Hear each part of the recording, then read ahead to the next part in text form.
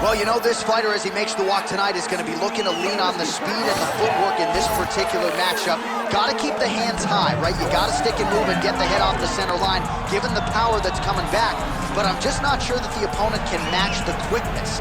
Exceptionally fast on the feet, very good at using angles to set up his offensive attacks, and very sound defensively as well. So, has the reach advantage, figures to be able to use it here tonight. This is one slick striker with which to contend.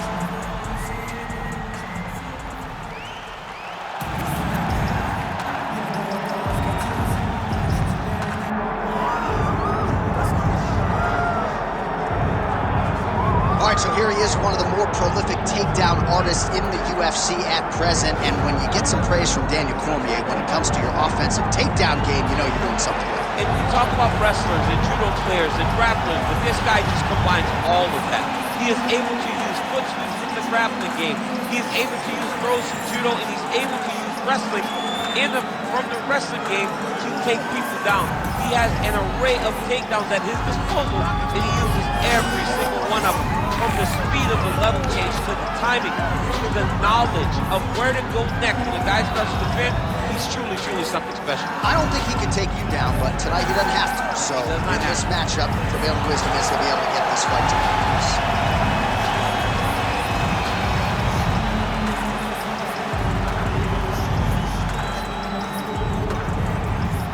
And now our tail of the tape for this lightweight scrap. Here's Bruce Buffer. Ladies and gentlemen, this is the main event of the evening.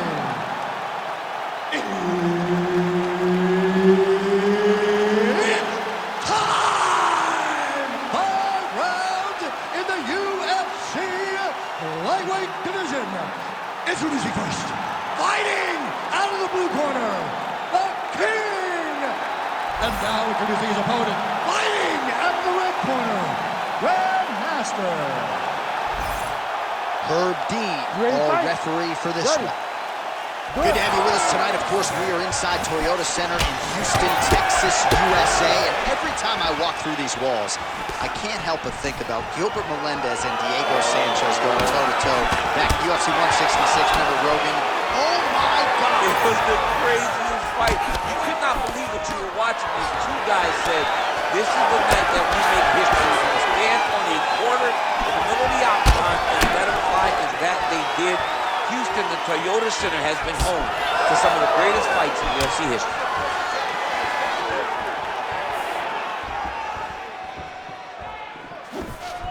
Oh, nice kick. Oh, man, how is he standing? Brutal knee to the body.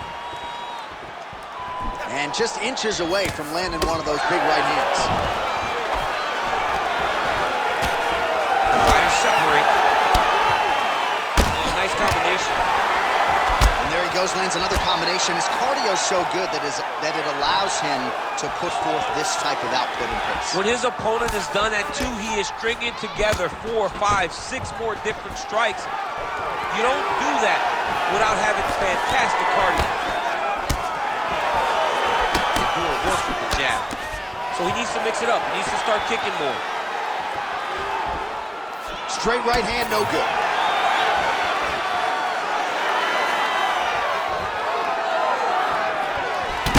Well, he's not a one-legged fighter yet, but that calf starting to show some signs of bruising. If he takes many more, he's not going to be able to move.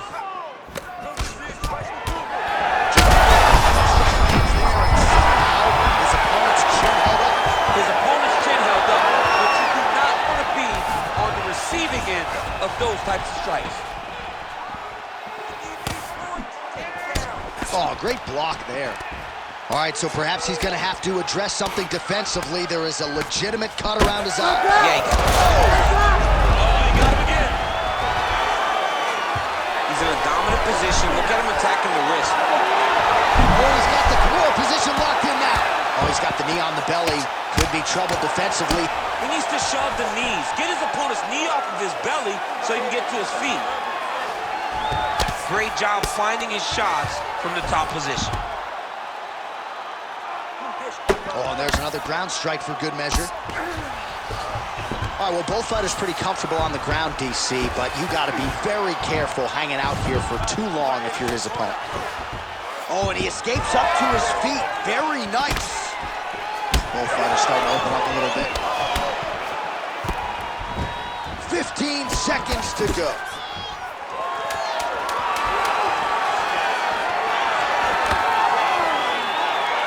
That horn sounds means we have reached the end of round one. All right, so the round is over, but not before damage was done. Cut on the cheek, sustained in that round. Cut man in there quickly as usual to try to seal it up. Be smart. We have to set up that. All right, so there's the horn signifying the end of the round. We had a knockdown there, but not a knockout. No, it wasn't a knockout, but you can't take those shots. That big punch landed, and it sat him down. If he gets hit with another one of those, it might be good night, Irene.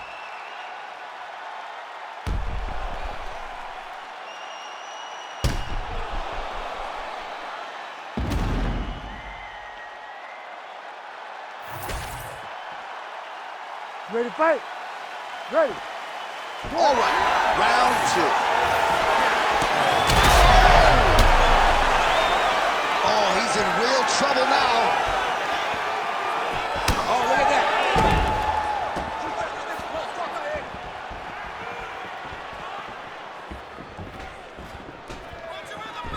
Trying to go to the body now with the kick. That one misses. Well, that combination's going to test his chin. Nicely done. Shooting for the takedown here. Overhand right, swing and a miss.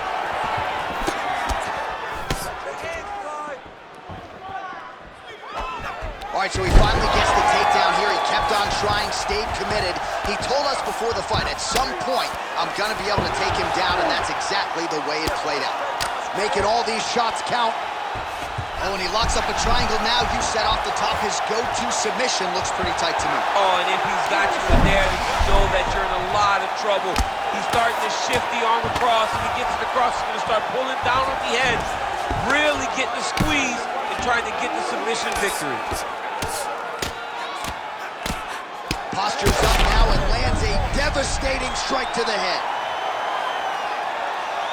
Another ground and pound strike lands for this man.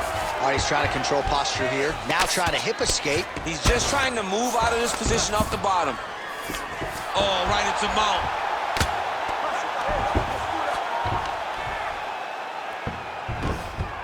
He's got to be careful here. He's putting him in exactly the positions he needs to be in right now. He's able to relax here. And he understands, being a veteran of so many fights, that as long as he's on... Oh, he's got a lot of different arm bars he can go to. Attacking here. Looks pretty tight, DC. It's getting tight right now, John. Oh, what a transition to the belly down arm bar. Oh, he got up. He actually defended. Now, he's not in a great position now, but he's better off than he was before. All these actions, though, these big actions, got to wear on the gas tank of both guys. Yep, got to be very careful there. This man is landing brutal ground and pound.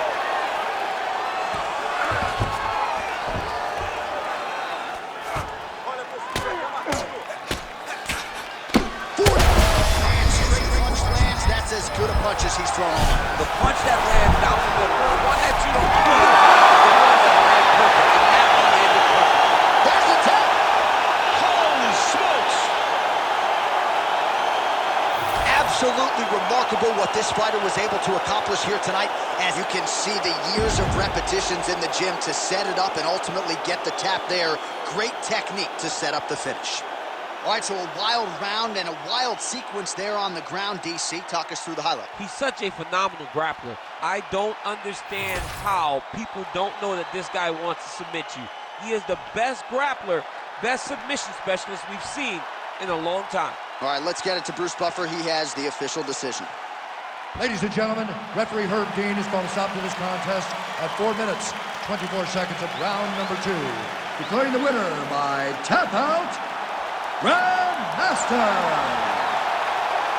All right, so what a performance by this young man here tonight as he gets the win by way of submission.